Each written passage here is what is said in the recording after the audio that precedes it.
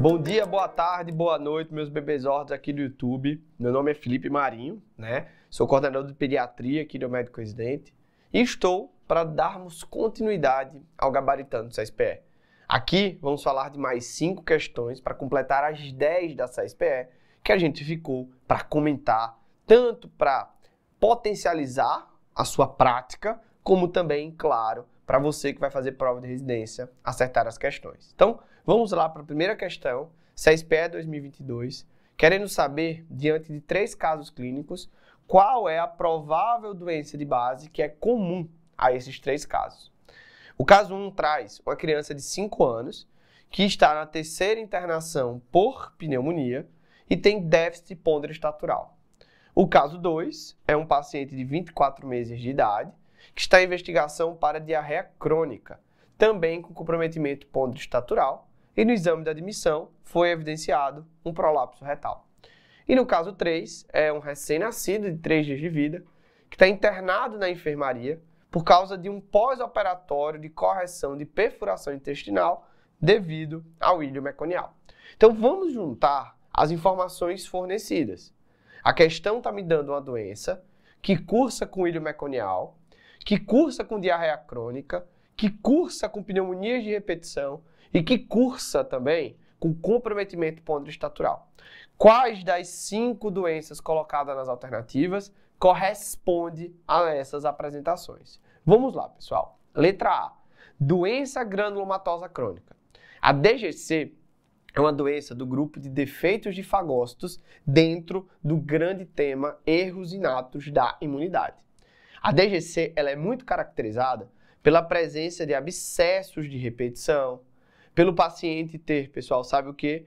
Um maior risco de pneumonias necrotizantes e não está associado a ilho meconial, não está associado a diarreia crônica. A DGC, por exemplo, é muito caracterizado naquele período ali, de recém-nascido, de lactente jovem, quanto ao atraso na queda do coto umbilical. Então, observem que DGC eu não consigo responder essa questão.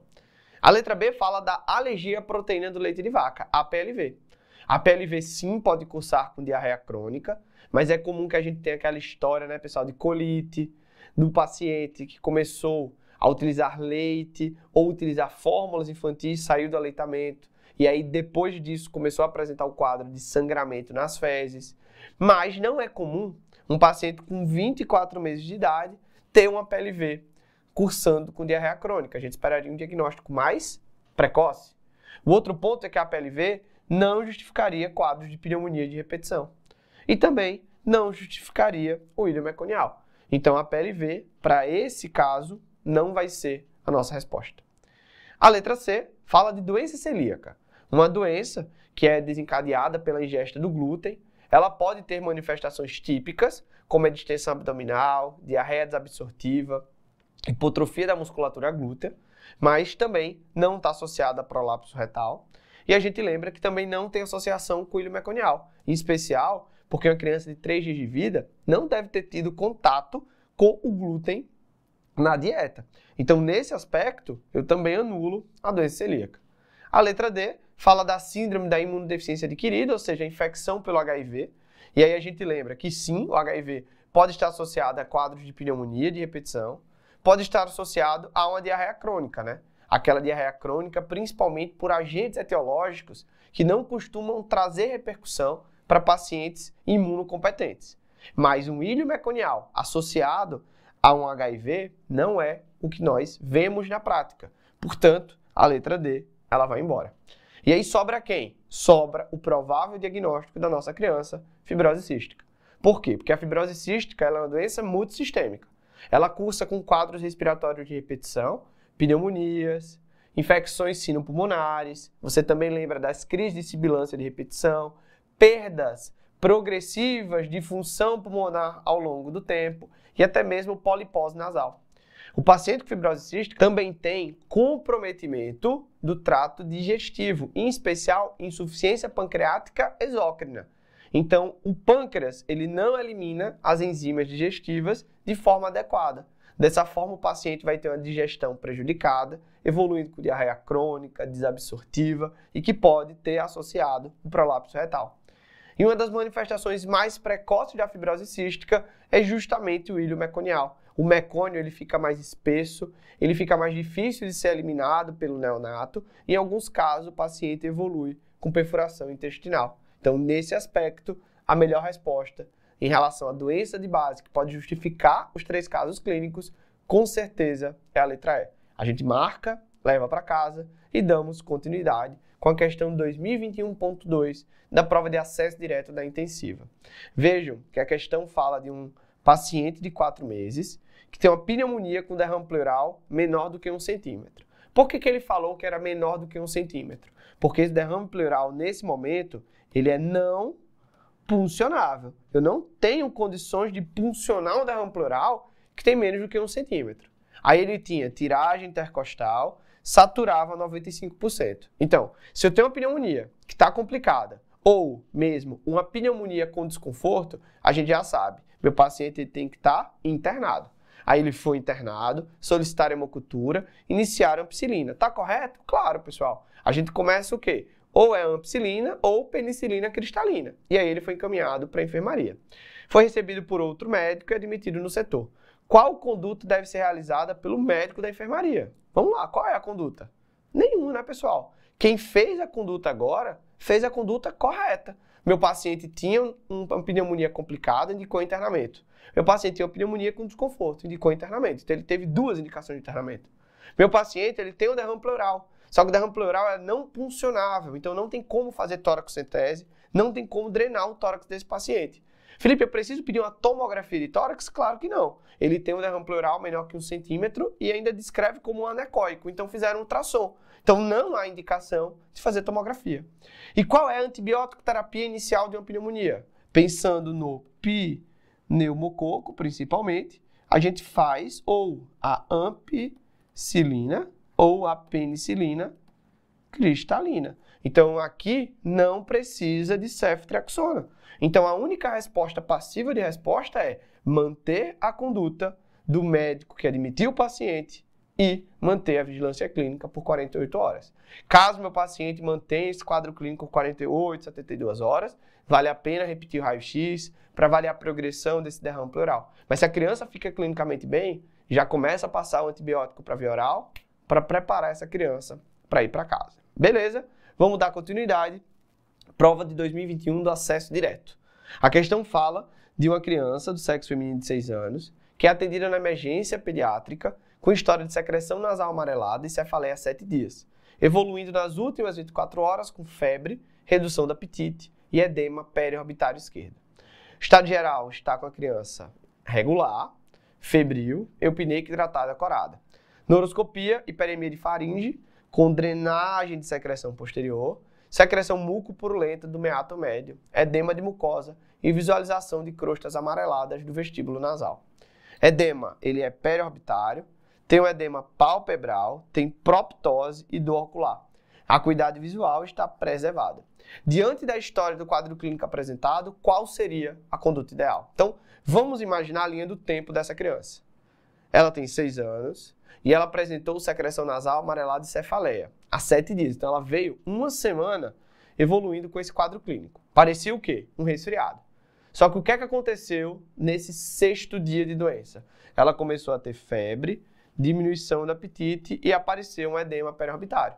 Então, essa criança ela começou a ter um quadro clínico que poderia ser, né, pessoal, colocado no contexto do que chamamos de doença bifásica. A gente está falando de quem? De rinocinusite bacteriana aguda. Então, aquela criança, ela começou com um quadro de resfriado, parecia um resfriado, só que naquele momento que ela deveria melhorar, resolver o quadro clínico, ela, na verdade, piorou. Começou a ter febre e diminuição do apetite.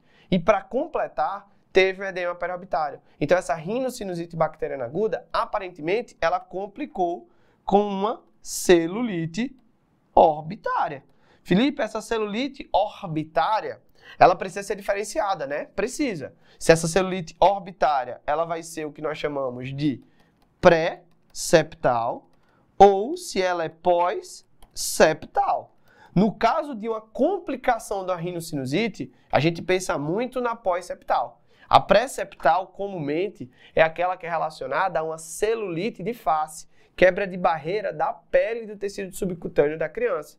Então, a pré-septal, ela vai ser só o quê? O edema, a hiperemia, mas não vai trazer proptose, não vai ter dor à movimentação ocular, não vai ter alteração de acuidade. E o que é que aconteceu com essa criança? Ela tinha edema palpebral, ela teve proptose, ela teve dor ocular, apesar da acuidade ainda preservada. Então, ela tem tudo para uma celulite pós-septal, porque ela foi uma complicação de uma provável rinocinusite bacteriana aguda e ela tem sinais clínicos de um comprometimento pós-septal. E aí, o que é que eu faço? Com certeza, vou fazer uma tomografia de seios paranasais e também de órbita para confirmar esse comprometimento associado.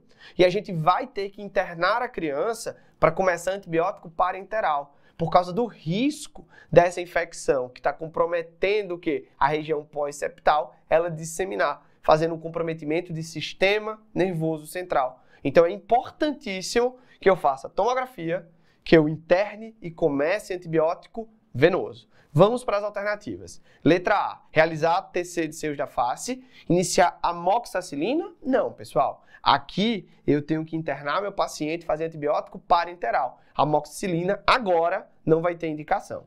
A letra B pede para fazer raio-x de seios da face. Esse aqui você já anula. Toda vez que a questão falar de rinocinusite, falar de raio-x, você anula. Raio-x não deve ser feito na rinocinusite bacteriana aguda. Não há indicação, pessoal. Não há indicação, é proscrito. Não se deve solicitar. A tomografia você solicita porque você está pensando em complicação. Então, realizar TC de seios da face, internar o paciente, iniciar antibiótico terapia endovenosa, sim, essa é a nossa conduta. A letra D, de novo, falou de raio-x de seios da face. A letra E, a mesma coisa. Então, a gente anulou essas últimas duas alternativas. Então, vê como é legal pegar o diagnóstico do início e saber a conduta no final. A gente marca a letra C, leva ela para casa e vamos para a nossa penúltima questão, CSPE 2020.2, prova de acesso direto. Questão, pessoal, que traz um prematuro de 35 semanas e 6 dias, que nasceu com ápiga 7 e 9. A criança nasceu de parto vaginal, a mãe chegou no período expulsivo lá na emergência obstétrica. Um pré-natal, infelizmente, inadequado, foram apenas 4 consultas, foi iniciado no 3º mês de gestação. A mãe nega intercorrência durante a gestação e na admissão para o parto, a mãe teve temperatura axilar de 38,6, ou seja, ela teve febre. O recém-nascido teve uma dispneia ao nascer, temperatura de 36,7 e tem um desconforto respiratório caracterizado, como tiragem subcostal, intercostal, taquipneia, 72 incursões por minuto com hipoatividade. Qual é a conduta adequada para esse paciente? Então, vê comigo. Você tem um desconforto respiratório precoce no recém-nascido, não é assim? Vamos fazer o diagnóstico diferencial. Felipe, pode ser uma SDR, uma síndrome do desconforto respiratório neonatal? Uma doença da membrana hialina? Pouco provável. Por quê? Porque a gente está falando de um paciente que já tem 35 semanas e 6 dias, então apesar dele ser prematuro, ele é mais velho do que 35 semanas, então ele já atingiu o pico de produção do surfactante, então SDR é improvável nesses prematuros, e além do que, o nosso paciente não está precisando de oxigênio progressivamente maior nas primeiras horas de vida. Então SDR não é a nossa primeira suspeita. Felipe, isso pode ser uma taquipneia transitória do recém-nascido? Improvável também. Por quê? Porque estamos falando de um parto vaginal. Então, a gente lembra que TTRN é muito mais comum em pacientes que nasceram de parto operatório, ou seja, parto cesariano, sem trabalho de parto. Então, TTRN, a gente também pensa muito menos. Ah, pode ser uma síndrome de aspiração meconial? Claro que não. Porque para ser uma síndrome de aspiração meconial, eu esperaria que meu paciente tivesse o quê? Líquido amniótico meconial. Foi descrito? Não. Então, não tem como ser SAM. A gente também lembra do amiguinho da SAM, que é a hipertensão pulmonar persistente do recém-nascido. Esse aqui é muito caracterizado por ser um paciente que vai ter labilidade de saturação, ele teve um sofrimento, seja intraútero ou ali no momento do nascimento mesmo, então foi uma pré-eclâmpsia, foi uma criança restrita, foi uma criança que nasceu com hipóxia, um apigar muito baixo, ou uma criança que teve a síndrome de aspiração meconial. Então aqui eu não tenho como pensar nem pelos fatores de risco, nem pela ausência de labilidade de saturação. E aí a gente fica com o diagnóstico mais provável, que é da pneumonia neonatal. Por quê, Felipe? Porque, primeiro, é um trabalho de parto prematuro, sem causa aparente, então a gente não sabe por que a mãe entrou em trabalho de parto, e a principal causa de trabalho de parto prematuro é a infecção materna. Associado a isso, eu tenho um pré-natal inadequado, a mãe só fez 4 consultas, e a minha mãe, pessoal, dessa questão, teve febre intraparto, ou seja, ela pode estar com quadro infeccioso agora, inclusive risco de corioamnioniite. Então, se tem fator de risco para infecção perinatal e minha criança tem sintomatologia, o diagnóstico é de pneumonia neonatal, que se confunde com a sepse neonatal precoce. Agentes etiológicos mais importantes, estrépito precoce, E. coli, e o estreptococo do grupo B, o estreptococo agalacti. Então a conduta aqui para essa criança vai ser qual? Vai ser colocar ela em suporte respiratório para melhorar a ventilação, porque ela está desconfortável, está taquipneica, passar uma sonda para que ela se alimente pela sonda, né? Assim que atingir estabilidade. Você vai colher os exames, a triagem infecciosa e vai começar a antibiótico terapia até o resultado dos exames. Então vamos lá para as melhores alternativas. Letra E, pede para solicitar sorologias para tostes. Não, aqui a gente está pensando realmente numa pneumonia neonatal. Meu paciente não tem aquelas outras manifestações clínicas que a gente comumente vê nas infecções congênitas. Eu posso prescrever controle de glicemia capilar? Posso, tá? Porque é um paciente prematuro. Só que a frequência de 1, 2, 3 e 6 horas, 12 e 24 é para pacientes que são filhos de mães diabéticas e não para os prematuros em geral. E essa, paciente, ela precisa, na verdade, de um tratamento para pneumonia. Ela tem que ganhar antibiótico e coletar os exames de forma obrigatória. Então a glicemia capilar vai ser um controle adicional, mas ele não é, digamos assim, o mais adequado para você pensar nesse exato momento, não como prioridade. A letra C pede para você fazer surfactante pulmonar. A gente já conversou que a probabilidade de ser um SDR é muito baixa. A letra B pede para você iniciar antibiótico, solicitar hemocultura, hemograma e PCR. Concordo, e essa é a nossa melhor resposta. Lembrando que aqui você também tem que avaliar a coleta do líquor, tem que fazer o raio-x de tórax do paciente, tem que avaliar a passagem da sonda e, claro, avaliar a necessidade de suporte ventilatório, um CPAP, uma ventilação não invasiva, mesmo sem a introdução de O2, já que ele está saturando bem. A letra A pede para instalar um halo com FID40. Não, a gente lembra que aqui a prioridade é colher a triagem infecciosa, iniciar antibiótico, como está na letra B. Acertamos a questão, levamos ela para casa e agora a gente termina com a questão 2023.2, prova de acesso direto. Uma questão sobre o que, Felipe? Sobre cardiopatias congênitas. E o que tem nessa questão? Tem uma criança portadora de tetralogia de Fallot, que dá entrada na emergência pediátrica com cianose tensa, taquipneia e choro incessante. Segundo a genitora, apesar da cianose central ser um sinal cotidiano do filho, claro, porque a tetralogia de Fallot é uma cardiopatia de hipofluxo pulmonar. Nesse caso, o paciente, ele tipicamente tem cianose, então a gente não pode esquecer. Então a cianose realmente é cotidiana nessa criança. Ela teve uma piora súbita que ocorreu há cerca de 1 hora. A criança estava dormindo, passou o dia sem intercorrências e a última vez que mamou foi há aproximadamente 3 horas. O lactente é acompanhado no ambulatório de cardiopediatria e não foi submetido a nenhum procedimento cirúrgico. Diante do quadro atual, o pediatra pensou em crise de hipóxia. Perfeito. Se eu tenho um paciente que tem uma tetralogia de Fallot e que a cianose ela piorou em relação ao basal, eu penso em crise de hipóxia. No caso de uma crise de hipóxia, qual é a conduta? Vamos lá. A mãe provavelmente já sabe colocar a criança em posição genopeitoral. Então eu vou fazer uma flexão do joelho sobre a coxa e da coxa sobre o quadril. Então ela posicionou os joelhos do lactente encostando ao tórax do mesmo. Então, ok. A gente também, pessoal, oferece oxigênio na tentativa de fazer uma vasodilatação pulmonar, na tentativa da resistência vascular do pulmão cair. Por que essa resistência vascular pulmonar, quando cai, melhora o quadro da tetralogia de Fallot? Aí a gente vai colocar tudo em pratos limpos. Olha comigo. O paciente que tem tetralogia de Fallot, ele tem 4 alterações. Olha comigo também. CIV, tem uma hipertrofia de ventrículo direito, associado a um paciente com uma estenose pulmonar E eu não posso esquecer de quem? Da destroposição da aorta. Então, essas são as 4 alterações da tetralogia de Fallot. Vejam que eu tenho uma estenose pulmonar. Então, o sangue, ele tem dificuldade de ir para o pulmão. Então, o fluxo para o pulmão é diminuído. E se o fluxo para o pulmão está diminuído, esse sangue vai para onde? Ele vai para a circulação sistêmica através da comunicação interventricular.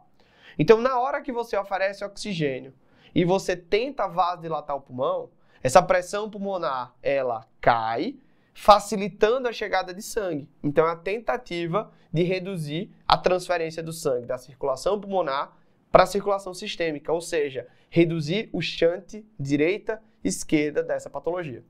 Assim como, pessoal, um pensamento semelhante indica a utilização da posição geno-peitoral. Por quê? Porque a posição geno-peitoral, ela aumenta a resistência vascular periférica. Então, o sangue, para ir para a circulação sistêmica, fica mais difícil. Se ele fica mais difícil, o shunt direita-esquerda, ele cai, chegando mais sangue no pulmão, melhorando a crise de hipóxia. Só que a gente fez a conduta inicial, só que o paciente não obteve melhora. Qual seria a próxima conduta a ser adotada? Então vamos lá. A gente pode, pessoal, utilizar opioides, tá? Morfina, meperidina, na tentativa de sedar o paciente e cursar com um relaxamento da musculatura infundibular, que leva à estenose pulmonar. Então, a gente relaxa esse infundíbulo na tentativa de melhorar o fluxo para o pulmão. É uma possibilidade. A gente também lembra das expansões volêmicas, porque o paciente que está com a crise de hipóxia por muito tempo, ele, em geral, está acidótico e a acidose permite que esse paciente ele não tenha a vasodilatação pulmonar. Então, nesse caso, a gente faz tanto expansão, quanto a gente pode utilizar bicarbonato.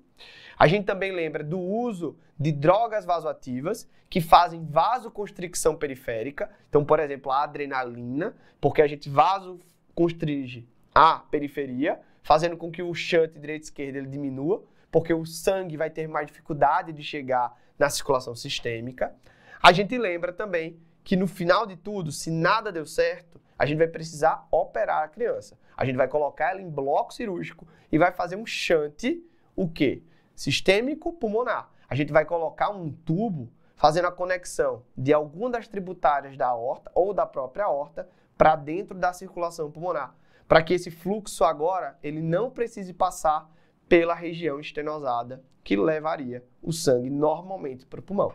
Então, as condutas, elas são essas. Qual é a resposta adequada? Prostaglandina, não. Até porque o paciente tem 5 meses, esse canal, ó, já fechou faz muito tempo. Furosemida, também não. Diurético, nessa condição clínica, não vai ter mudança. A morfina, como a gente disse, é sim uma conduta e é a resposta da questão. A letra D traz uma droga vasoativa, mas não trouxe a adrenalina ou noradrenalina, trouxe a dobutamina, que não cursa com vasoconstricção periférica, então não vai mudar a questão do shunt direita-esquerda. E a letra E pede para acionar o hemodinamicista, mas a gente já viu que caso tudo falhe, a gente vai operar a criança, então devendo ser chamado cirurgião cardíaco. Então, resposta adequada, letra C, a gente marca, leva ela para casa e terminamos aqui esse gabaritando SESPE. Espero que vocês tenham gostado. Qualquer coisa, ó, comenta aqui embaixo para tirar a tua dúvida. Não se esquece de se inscrever, ó, no sininho para ter acesso a conteúdos atualizados dentro da medicina e comigo na pediatria. Pessoal, já fica outro convite também para vocês verem os outros gabaritandos que tu ainda não assistiu e, claro, vai lá no Instagram e também nos segue, porque lá tem muito conteúdo bom para você aprender, tanto para a prática quanto para fazer as provas de residência. Até a próxima!